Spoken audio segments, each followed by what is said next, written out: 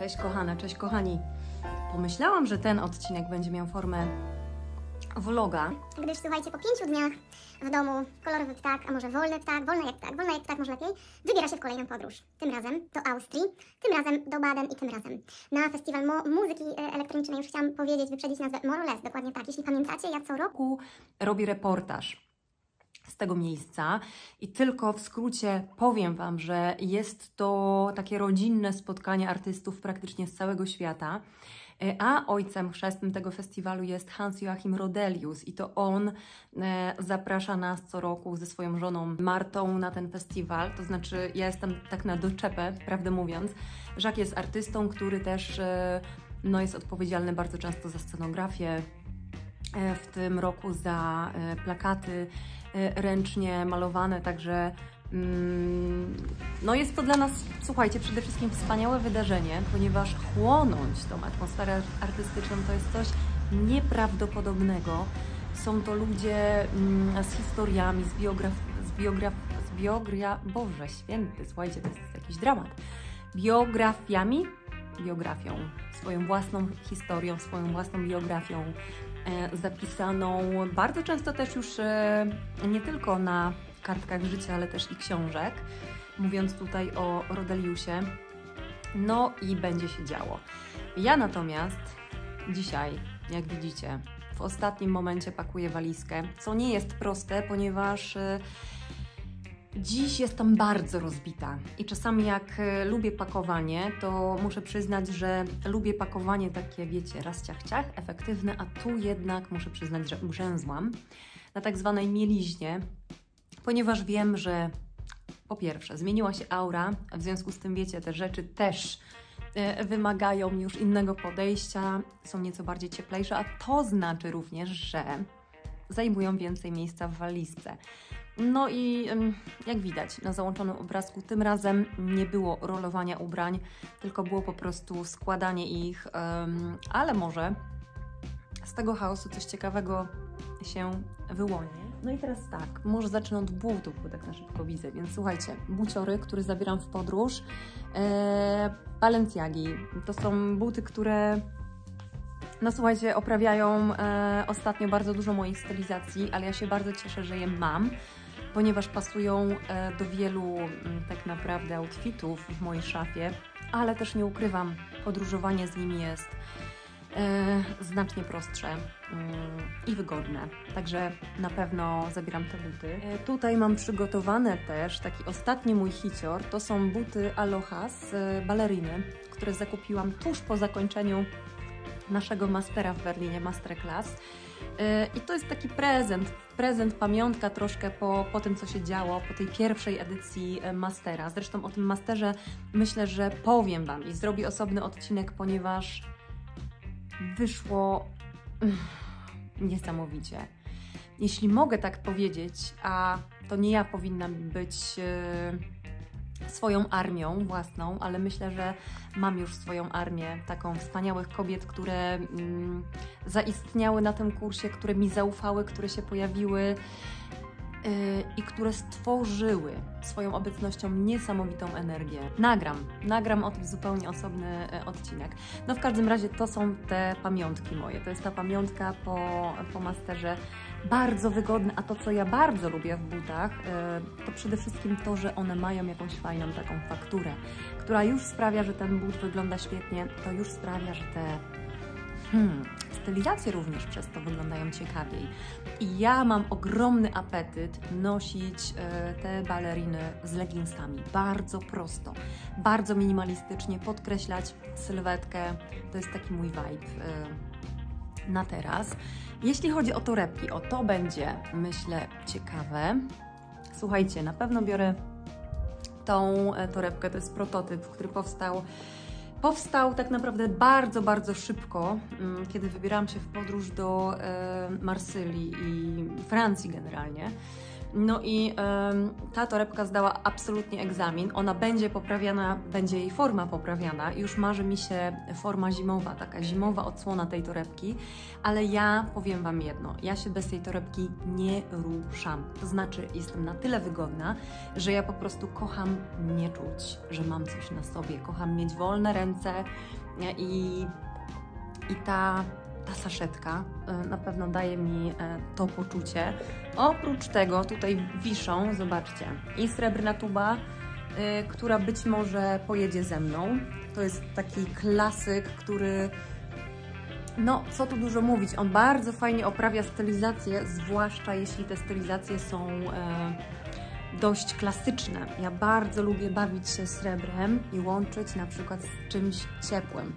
Tego płaszcza nie biorę, słuchajcie, dzisiaj, no bo nie mogę zabrać wszystkiego, ale chcę tylko pokazać, jak ta torebka świetnie uzupełnia się z czymś brązowym, otulającym, jesiennym. I być może będzie w walizce. Tutaj mam jeszcze taką fajną nerkę zimową, więc też nie powiedziane, że nie znajdzie się w walizce. Przede mną, słuchajcie, czas tych właśnie nerek i tub, co by nie mówić, zimowych. Więc mam już te pierwsze zamówienie, ale wciąż czekam na surowce. Słuchajcie, z tymi surowcami wcale nie jest tak prosto. To jest taka też moja jedna z ulubionych, która też świetnie oprawia. No i tak tuli do ciała. Także to jest to. Słuchajcie, mamy 6 minut. Myślę, że będzie z tego bardzo długi materiał, skoro wybieramy się w podróż i ma być to vlog. Nächste Haltestelle Sandaring. Umsteigemöglichkeit Richtung Sandaring. Information zu ICE 629 nach München Hauptbahnhof. Pociąg jedzie. Mój własny chłopak w ogóle nie czuje, słuchajcie, mojego vloga. Dziwi się, że wszystko rejestruje. Ja w sumie teraz muszę Wam powiedzieć, nie wiem, co to z tego wyjdzie, bo jest to takie trochę obnażanie się z każdej części, z każdego momentu niemalże życia. Wow.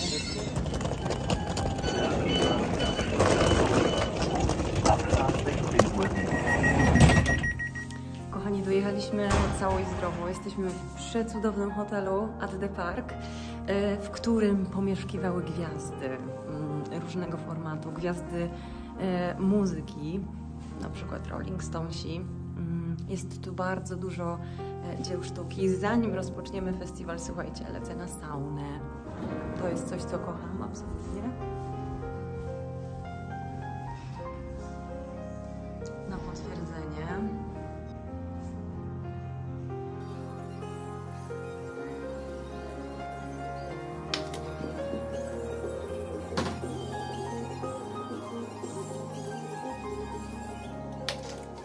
Kochani, uf, jak gorąco, puf, jak gorąco. Wspaniale. Powiem Wam, że czas jesieni i zimy to jest ten czas, kiedy lubię swoje ciało dopieszczać gorącą temperaturą i sauna to jest takie miejsce właśnie, w które lubię się zatopić, zagłębić. No w Baden jest to wyjątkowe. A co więcej, zobaczcie, jestem tutaj zupełnie sama. To jest genialne. Mam dla siebie przestrzeń, więc tak wygląda sauna. A tu, moi drodzy, jest już chill out room. Więc tutaj na leżaczku sobie siedzę, delektuję się. Tutaj można skorzystać z systemu solarnego i trochę zaczerpnąć promieni. I cóż, jest wspaniale. Zaraz sobie zrobię maseczkę na twarz. Wzięłam taką witaminową, bardzo prostą z Rossmana. Ups. I słuchajcie, taką oliwkę, olej z kofeiny na skórę, ale też na włosy. Także to jest taki must have przyjemności.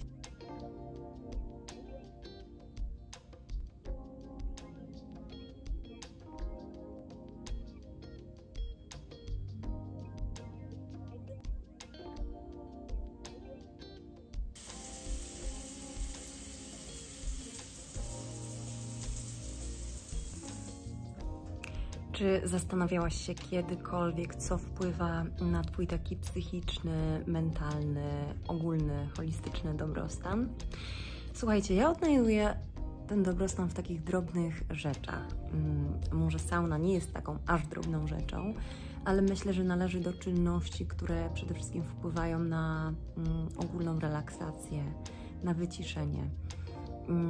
Natomiast myślę, że takie drobne przyjemności, dolce far niente, czyli sztuka robienia niczego, chociaż nie tak do końca niczego, ponieważ chociaż sztuką jest też robić nic po prostu, prawda? Zatopić się w fajną lekturę, wyjść do lasu, być bliżej natury, wyjechać nad jezioro, wyjechać nad morze, połazić po plaży, czy też na przykład zrobić sobie jakiś fajny jesienno-zimowy napar, który nas rozgrzeje, z cynamonem, z goździkami, z pomarańczą, czy no cokolwiek, co sprawia Tobie przyjemność. I tego Wam życzę, żebyście poszukały tego, co zwłaszcza jesienią wprowadza Was w taki fajny nastrój ciszy, ukojenia, bycia.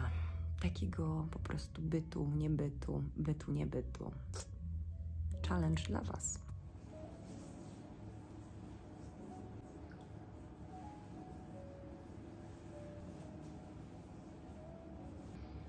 Słuchajcie, bardzo często w swojej pielęgnacji używam olejków, a w ogóle tak naprawdę bardzo mało zajmuję się swoją, nie wiem, czy powinnam to powiedzieć, ale tak rzeczywiście jest, że ja bardzo mało jako kobieta myślę, że zajmuję się taką częścią beauty.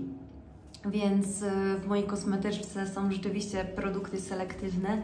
Jest ich nie za dużo, zarówno tych do pielęgnacji, jako tych takich upiększających, powiedzmy. Ponieważ no, jestem minimalistką, może nie jestem aż taką minimalistką w modzie, ponieważ kocham ubrania, kocham modę, chociaż wybieram tę jakościową, to też myślę, że jest tak w produktach beauty.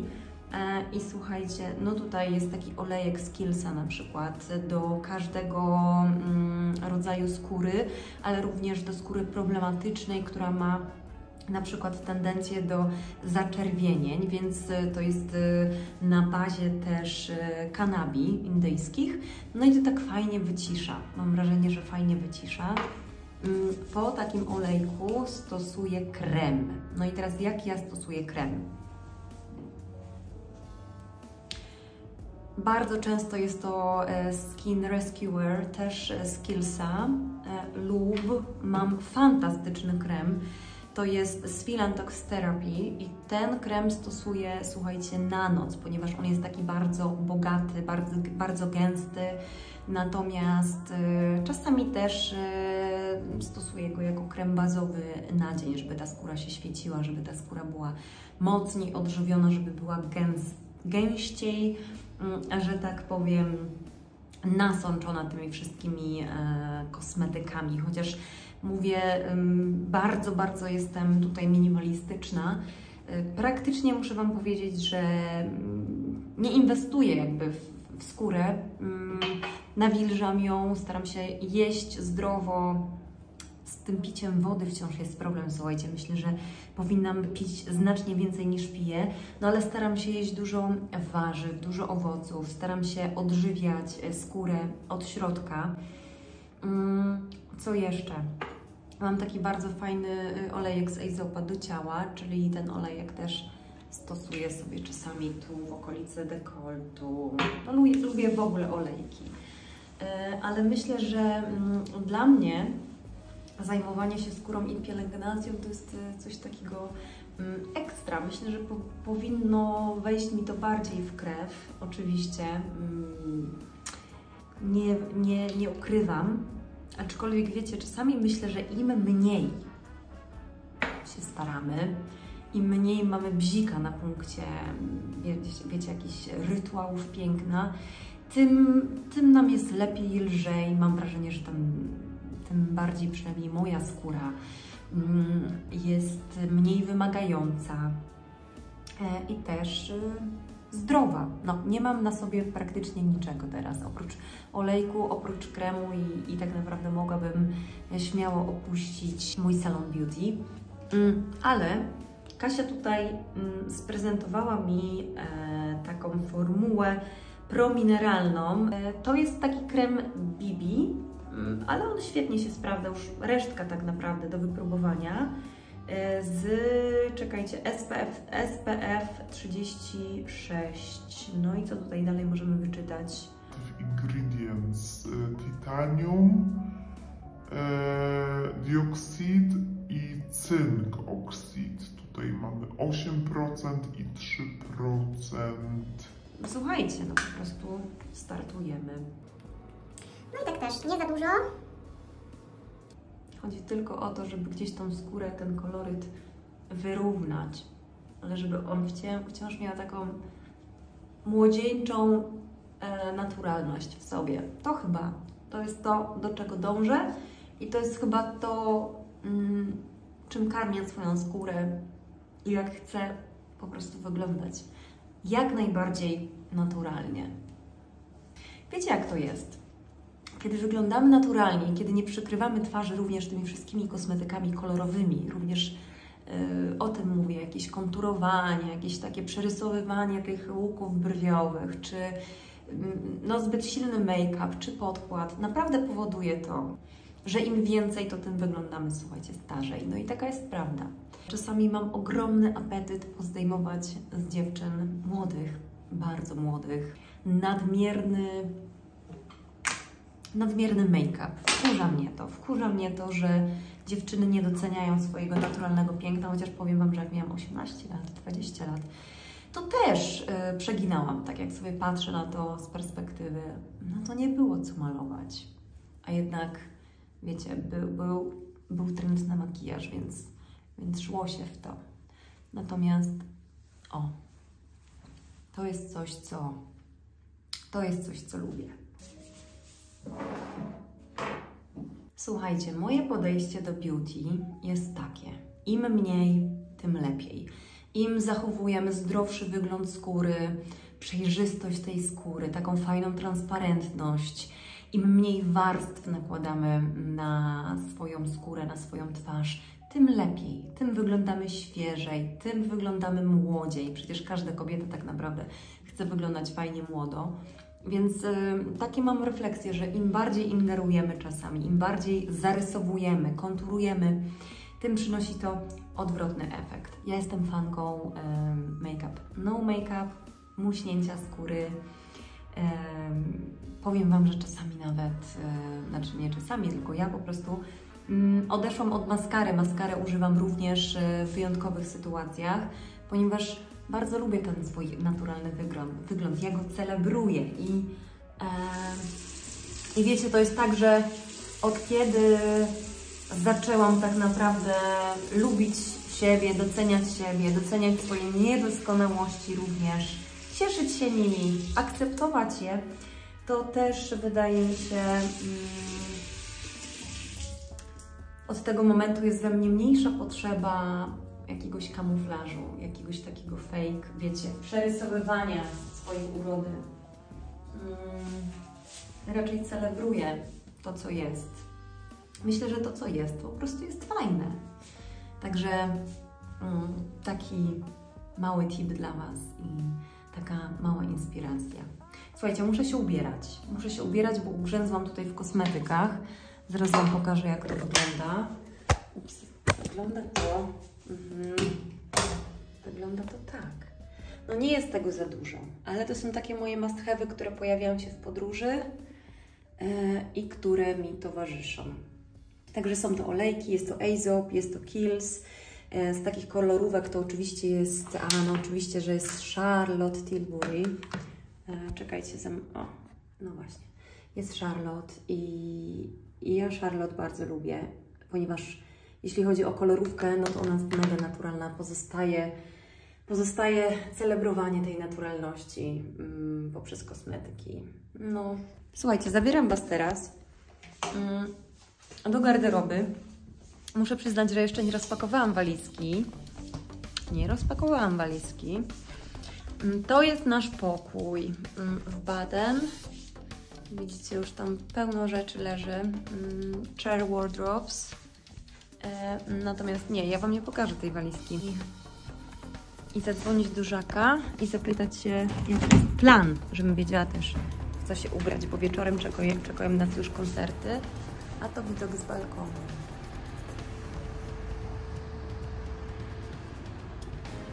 Pięknie. I thought you helped me. Nie, because you need also material, this is also help. Very.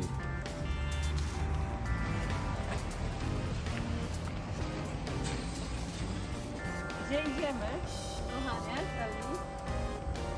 przykleiliśmy już pierwszy obraz Żaka przy Kunst der Haus. No a teraz... Sorry, Haus der Kunst. Widzicie jak to jest, nie? No, a teraz idziemy coś wszamać, bo jeszcze przed nami trochę pracy. No. A to jest mój outfit, słuchajcie, dobra, o tym też trzeba powiedzieć. What about this?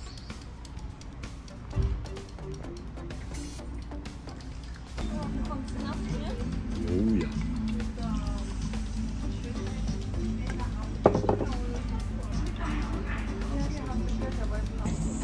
Look at this. It's beautiful. Wow, 13 degrees. And look, rain Wow, until everywhere. Monday. And then it stops when we are coming. Zwiebelsuppe coming.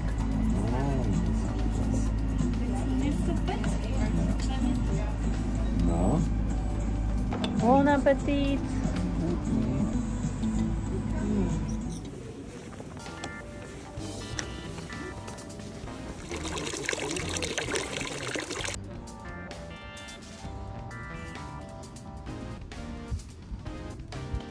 No i jesteśmy prawie spóźnieni. We have to go. But let's go. Of course, let's go. Painting, you see?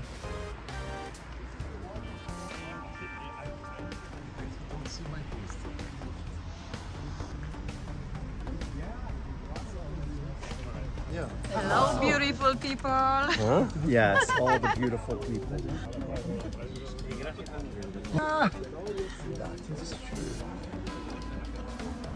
Deine Frau ist nicht hier. Ein Bogen nach der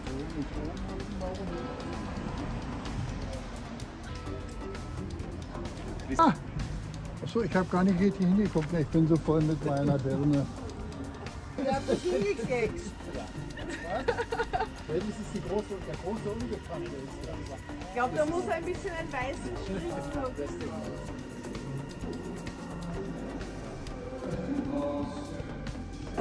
Kochani, jesteśmy w Haus der Kunst w Baden i pierwszy pokój tak naprawdę to wystawa Carmen Chaplin, czyli żony Christophera Chaplina, czyli syna Charlie'ego Chaplina.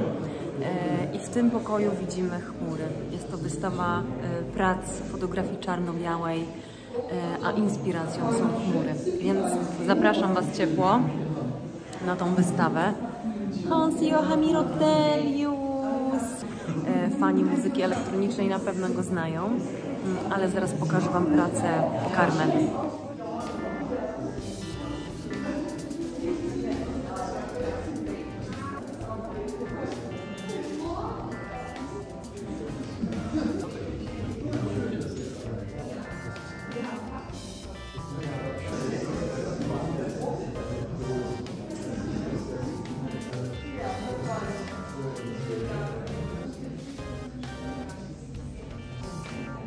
Mam artystkę Rosę Rodelius, przyłapaną na gorącym Du machst einen Film? Ja. Ah, schön, vielen Dank.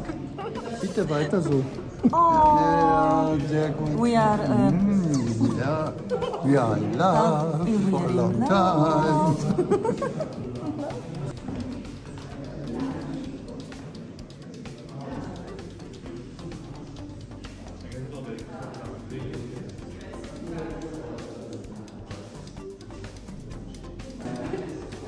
Ausnahmsweise.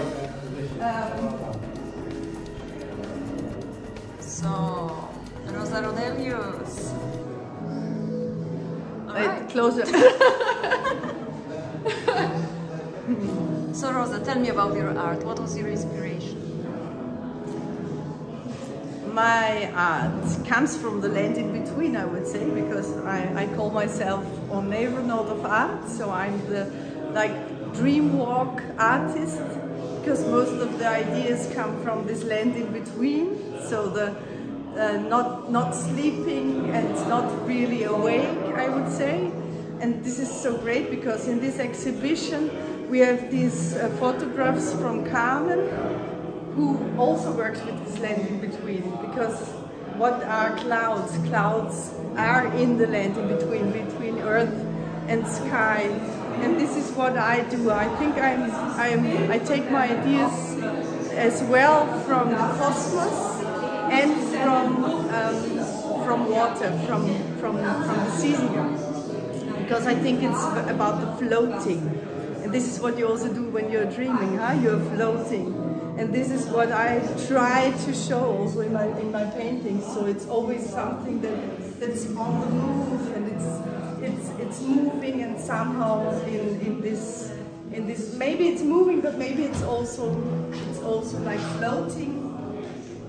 This one is really for the festival theme, Valle Valle. It's very energetic, I would say. And then I have this one. This is a very cosmic one over there, if you want to have a look. And what I love to do, here's my mother. You have to see my mother. Hello! She studied stage design at the university. Well, really? I didn't know that. She did happenings when she was young. And what I'm doing, she studied stage design, and I love to do stages. So my art is always like... I studied stage design, yes. But I never did it. I made environmental art and happenings. I did not do one scenery design. Yes. I was in that section of scenery design because he was very open. The professor was very open, and he said, yes, you also can come with your environmental art. But wonderful, and now is a continuation. Yes. It's a continuation. So you must be very proud. Yes, I'm very proud. What I really love is that it's you have an idea, and all the people find each other, so that also Jacques, what he's doing, and then I thought, oh, I never meant this to be just lying on the floor, but then Jacques is doing his artwork. You can step on it. It's leading into the festival. And then Carl Michael, who's having his embassy opening right now, he asked me to do it like a carpet, and I thought, oh, that's so interesting, because now we have this double, so two artists leading to the next artist. I really love it. Huh? Yeah. Of course, in case they need to, they can. But mostly these paintings are recycled later, and I show them, for example, next time in Berlin. So the longer they are clean, and the more I can use them, of course. So what's the concept of this you made here? This is just a path, a color path, like in the comic art. You have one picture after the other, and here you walk the picture somehow, but you don't need to walk on the picture to look at it. Yeah? And it's about Valle Valle, so I make 2 long strides. Of course, this festival is 4 days long, so I have only parts of the story. So on every day, on every venue, there are different paintings. Only the pictures which are connected with the artist inside the building, they are on the walls, like here, with posters, where each artist has a drawing, and they all are connected with this kind of cross, this pink, the color of this year's edition, which is normally like a rope, which means the connection, because the artists mostly work together in a dialogue or make music together, they meet together. So this is a little bit the idea of the festival and the idea of Redelius. And the symbol of X, so what is the symbol? Is it an X or what is it? Is it a connection or what is it? The X is just the under part of the rope. Normally you have upstairs to close like a circle, but this is for me the invisible connection between artists, human beings, friends. You have the direct connection, which is visible, but you have also this kind of spiritual connection. This is what makes the X incomplete. And you have a good time together here now in what Baden? is our spiritual we are coming connection? every year. Yes. And we are big as we are fans music and lovers, we for feel me as a privileged. painter, I cannot paint without good music. And it's a great inspiring thing, and so it's beautiful that I can contribute and give a little bit back from this inspiration.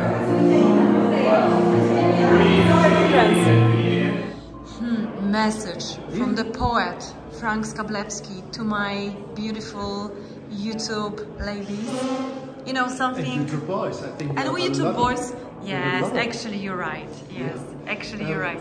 Think about this incredible anagram in English: heart and earth. Isn't that amazing?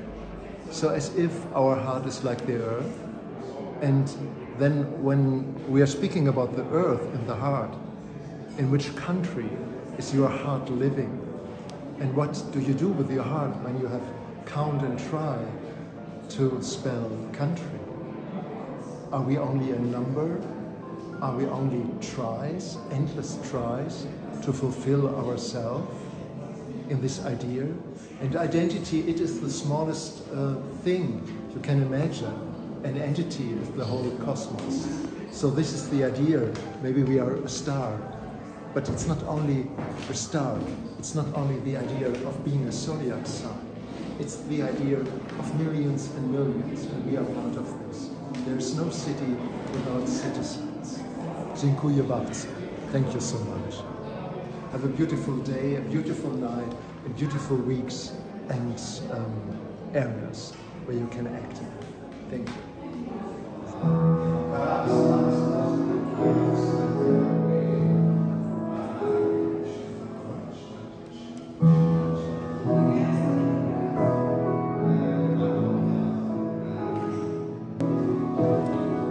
Wyobraźcie sobie,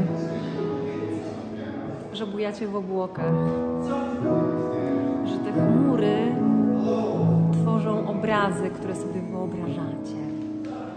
Ja zawsze tak myślę o chmurach.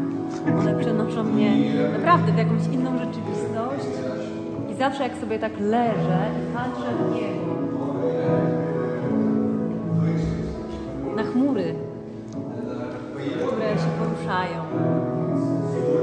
Zawsze myślę o jakiejś takiej symbolice i kształtach. Próbuję stworzyć z tego jakiś obrazek. Tutaj mamy obrazy Carmen.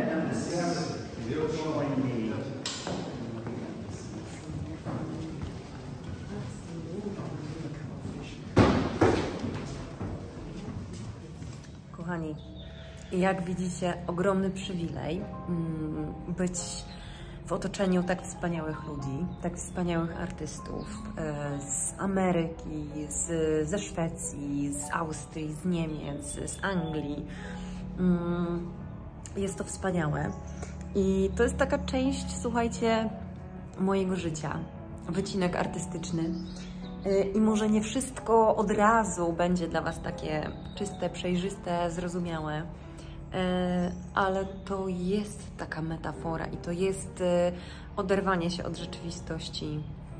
Frank Skablewski, poeta, przyjaciel Żaka również, który na co dzień operuje słowem i który wykracza poza schemat, poza takie proste widzenie, a mimo wszystko jest to tak proste i tak głębokie. Hans-Joachim Rodelius, ojciec, założyciel festiwalu Morales, ale jednocześnie ogromna postać tak naprawdę w muzyki elektronicznej i ci, którzy wychowywali się na muzyce elektronicznej i którzy doświadczali powstawania w ogóle tego gatunku, kojarzą Rodeliusa. On ma prawie 90 lat, jest wciąż aktywny, wciąż koncertuje, wciąż wybiera się w trasy, jeździ na rowerze, pije wino, gra, tańczy, śmieje się, żyje muzyką i żyje miłością i to jest wspaniałe. I tu w Baden czujemy się jak wielka rodzina. Oczywiście ten odcinek, bo myślę, że będzie długi, jest zapewne wykroczeniem poza modę, poza trendy, poza fashion, poza to, ale myślę, że ponieważ ja mam przywilej być tego świadkiem i też częścią, cieszę się, że mogę się tym z Wami podzielić. Koniecznie dajcie znać, czy podobał Wam się odcinek, czy podobał Wam się vlog. Pozdrawiam Was ciepło i do zobaczenia.